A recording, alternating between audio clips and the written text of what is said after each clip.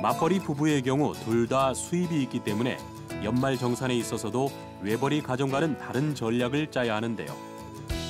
그렇다면 맞벌이 부부에게는 어떤 연말정산 전략이 필요한지 맞벌이 부부의 연말정산 소득공제 노하우 지금 시작합니다.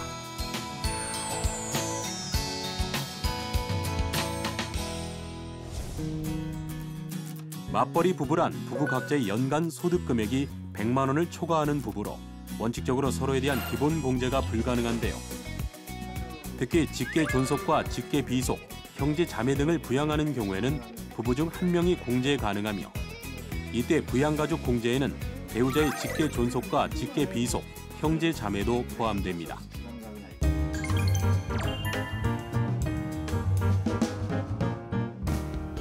일반적으로 맞벌이 부부의 부양가족 공제는 부부 중 근로소득 금액이 높은 쪽이 받는 것이 유리한데요.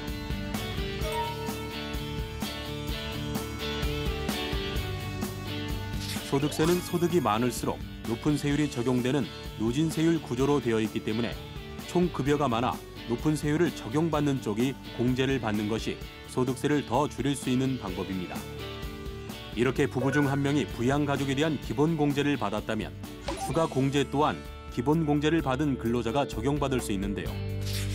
여기서 추가 공제란 기본 공제 대상자가 일정 요건을 충족할 경우에 추가로 공제 혜택을 주는 제도로 기본 공제 대상자가 만 70세 이상인 경우에는 1인당 연 100만 원의 추가 공제 혜택이 주어지고 장애인인 경우에는 1인당 연 200만 원의 추가 공제 혜택 등이 주어집니다.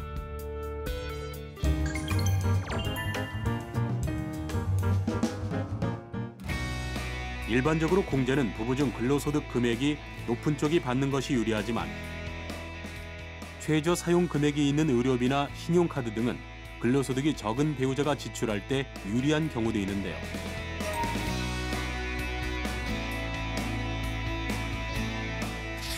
예를 들어 의료비는 연봉의 3%를 넘겨야 공제를 받을 수 있기 때문에 연봉이 낮은 배우자가 공제를 받는 것이 유리할 수 있고 신용카드 소득공제 역시 총 급여액의 25%를 초과해 사용해야 공제가 되기 때문에 급여가 적은 배우자가 지출하고 공제를 받는 것이 유리할 수 있는데요.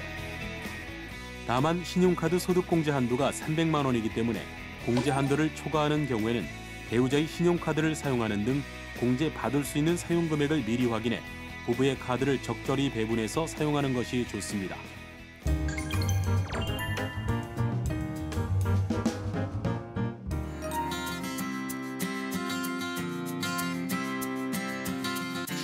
또한 가족카드를 사용하는 맞벌이 부부라면 대금 지급자 기준이 아닌 카드 명의 기준으로 공제를 받아야 신용카드 공제가 가능한데요. 즉 남편 명의로 가족카드를 발급받았다면 아내가 대금을 지급했다고 하더라도 가족카드에 대한 신용카드 공제는 받을 수 없습니다. 또한 부양가족의 신용카드 사용 금액은 부양가족을 기본 공제 받는 근로자가 공제 가능하며 맞벌이 부부 중 한 명이 퇴직하게 된 경우에는 퇴직 이후 신용카드 공제를 받지 못하는 만큼 재직 중인 배우자의 카드를 이용하는 것이 유리합니다. 아울러 보험료는 근로자가 기본 공제 대상자를 위해 지출했을 때만 공제 가능하기 때문에 기본 공제 대상자가 아닌 부양가족을 위해 지출한 보장성 보험료는 세액 공제가 불가능한데요.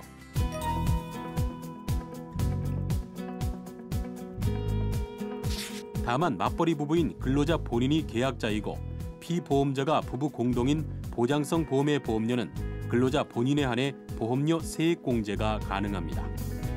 이렇게 소득이 있는 배우자를 위해 지출한 보험료를 비롯해 교육비 등 서로에 대한 다른 공제는 받을 수 없지만 소득이 있는 배우자를 위해 지출한 의료비는 예외적으로 공제가 가능합니다.